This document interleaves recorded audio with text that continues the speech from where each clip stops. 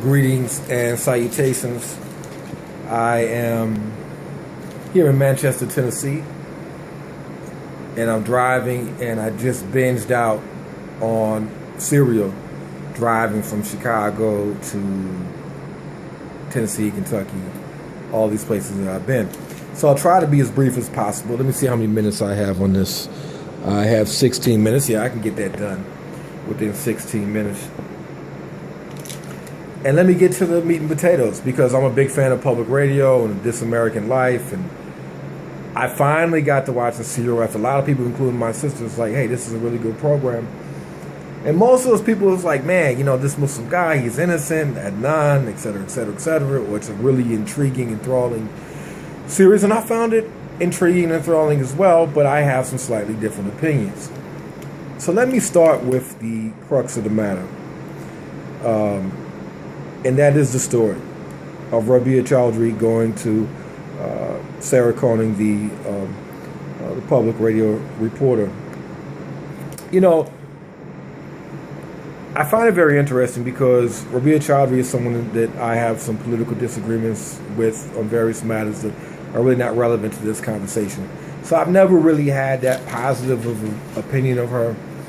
But when you start it off and you hear the discussion between her and her brother, who were friends with Adnan Syed, the man convicted of murder, it reminded me of me and my sisters. I have 3 sisters, and just their interaction was kind of sweet and heartwarming, and reminded me of something that, a conversation that I could easily have with my sisters. And the place. I briefly lived in Baltimore. It was near the Islamic Society of Baltimore, the mosque that Adnan Syed went to. It was in Catonsville, which is very close to the mosque. I was right next to Security Square Mall, which they even talk about in this radio series. So I'm familiar with the place. I'm familiar with the mosque. I'm familiar with the community. And also Baltimore in general. When I was living in D.C. and in Northern Virginia, it was a place very unfamiliar to me, very unlike my hometown of St. Louis. And Baltimore is so similar to St. Louis. The only 2 cities in America with that city-county divide are Baltimore and St. Louis.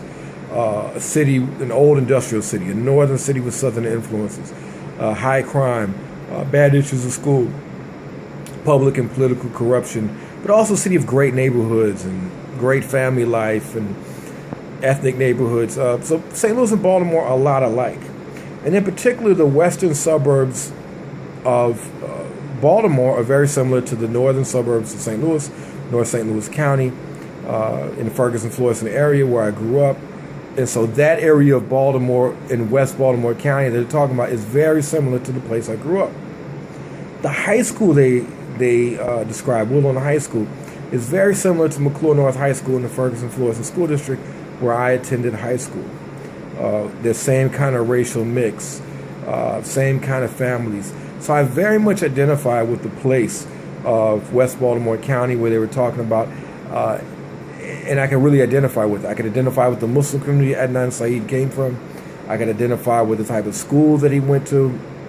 And I can identify with so much in the story, and especially the high school dating, thinking about the high school girlfriends of mine and high school girlfriends of other people, and just the dating scene at high school. It was all very familiar to me.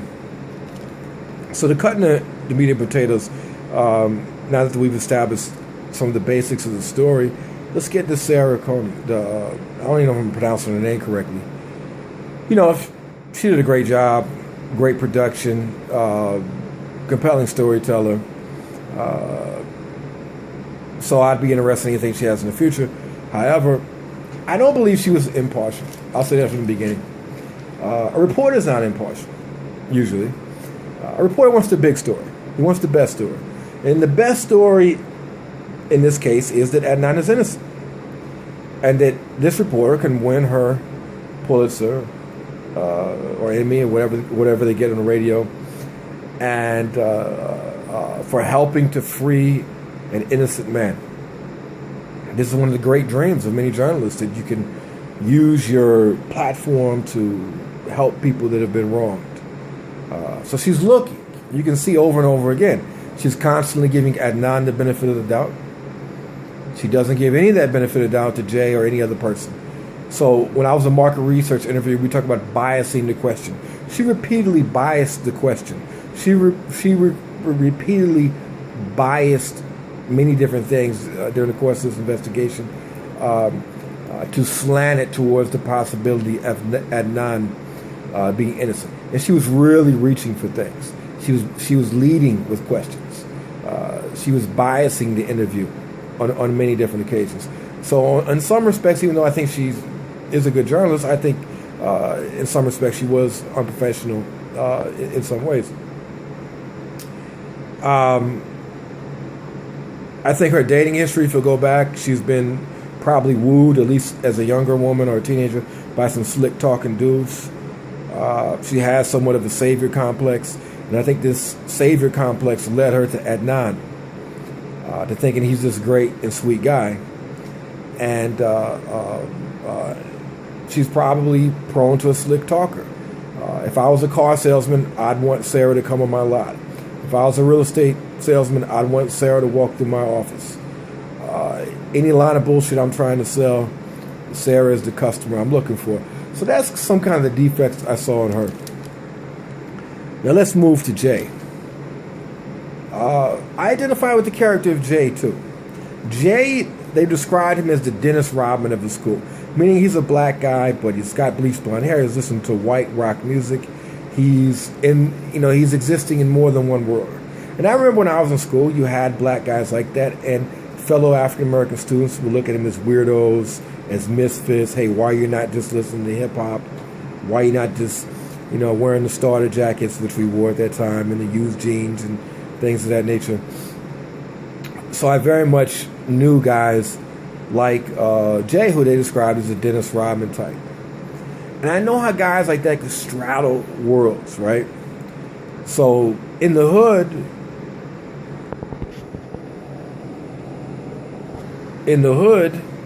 they may very well be a square, a nerd.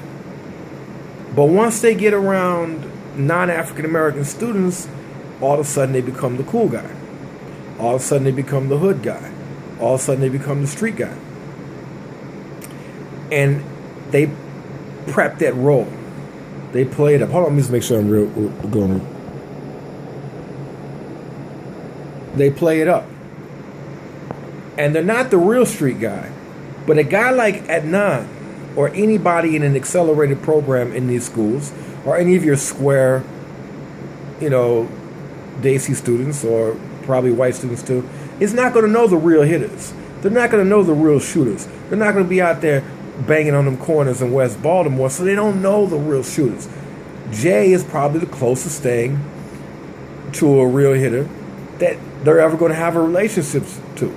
So Jay can kind of hype that role up, make himself seem more street than what he is. And also, a guy like Adnan can get somewhat of an authenticity from Jay because we know a lot of the youngsters are growing up on hip-hop and they're attracted to this culture, and they cannot hang out in the streets in West Baltimore, not hang out in Madonna Mall, but they can hang out with a guy like Jay, who is straddling of both worlds. And Jay may be the hookup for weed at times. Or if you're on that dope, he may be the hookup for dope. Whatever may be the case. So I've known many people like Jay. He's someone who's straddling worlds. He's someone who's opening up a world for some of the nerdy students at the school. And Adnan. If Adnan wants to do dirt, he can't go to the brothers at the ISB mosque to do dirt. He don't know no hitters at the mosque. Now, there are hitters at the mosque if you go into some of the masajid in West Baltimore. But chances are Adnan's never been there. If you go to some of the masjids in D.C., you got some hitters. But chances are Adnan has no relationship with anybody there. So Adnan, and plus, ain't no Muslim going to tell him, yeah, it's a really great idea to strangle your girlfriend. So if he wants to do some dirt, he sees Jay as this real street dude who can help make it happen. And I think Jay, probably, we don't know the truth, but probably has some role in the facilitation. Now, on the reporter's angle, she seemed to be constantly trying to shift guilt towards Jay. Man, we have never heard this story. This is such a unique story. Blame the black guy. It must be the scary black guy from West Baltimore. That is such an old stereotype. And in this case, there's an absence of motive. Why would Jay want to kill the young lady? Who? She was nothing to him. He had no motive to kill her. He had no reason to kill her. Adnan was the one heartbroken. Now let's move on to Mr. S. That motherfucker just weird. Running around naked. Perverted motherfucker. So Mr. S, I'm almost certain is lying. Adnan probably has some kind of relationship with Mr. S. Mr. S may have been a facilitator just like Jay, who became facilitators after Adnan decided to do his dirt and take the girl out. So I think that motherfucker lying, definitely Mr. S. We don't know. But again, this is the thing. People have been watching too much Law and Order, too much Matlock, too much Perry Mason. All cases. Go sit in the Baltimore City Courthouse, Baltimore County, St. Louis City, St. Louis County, Cook County, anywhere in the country. All these cases are messy. They're not coming together neat at the end like they do on TV. That's television. That's not the real world. So there's a lying motherfucker like Mr. S and J in every murder case that goes to trial. Are both the motherfuckers lying? Probably so. Definitely probably so. But who are they lying for? They was into it with Adnan. Now, moving on to Adnan. And let me just say flat out, I think the motherfucker guilty.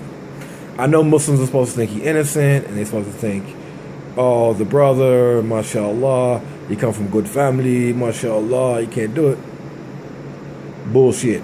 You got Muslim killers, everything else. Muslims got good and bad, just like everybody else. You know what I'm trying to say? Muslims are prone to crimes of passion, just like anybody else. So let's look at Adnan first of all. I got a great bullshit detector. Part one, because I'm a great bullshitter. Okay, and you can't bullshit a bullshitter. And you know, in the type of life I've lived in the streets and this and that, I've had to be able to detect game very quickly in order to survive. And alhamdulillah, I've been blessed to survive. And a lot of people would tell you that I shouldn't even be here right now. And I'm blessed to be here, and I'm trying to make the most of it every day.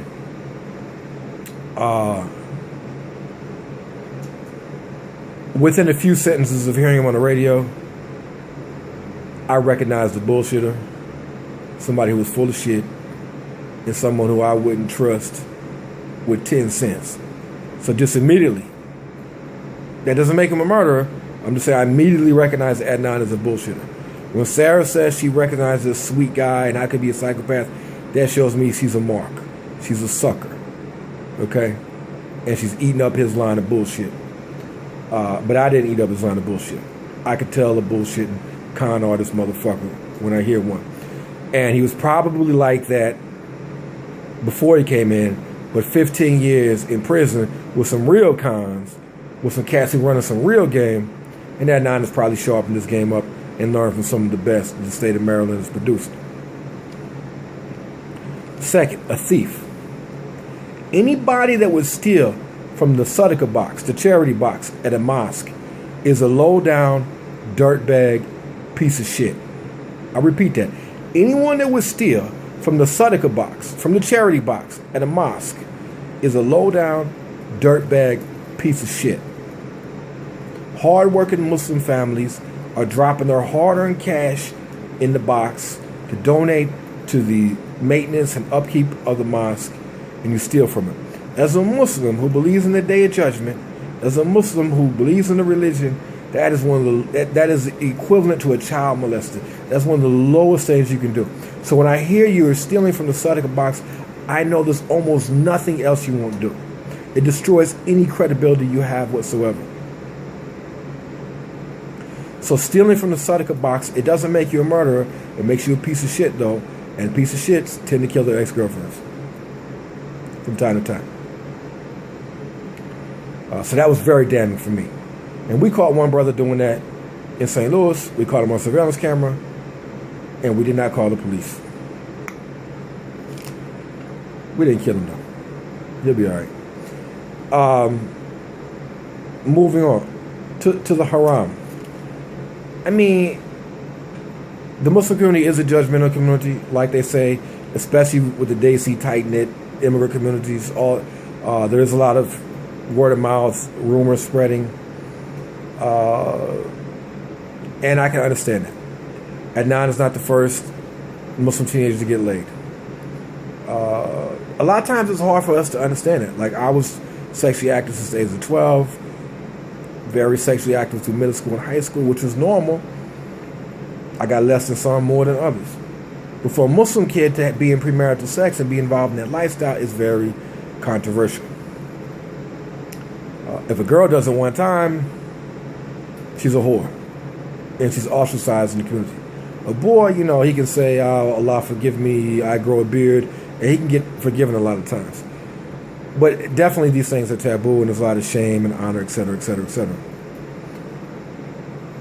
I'm not saying that guilt is necessarily a motive, but that kind of toxic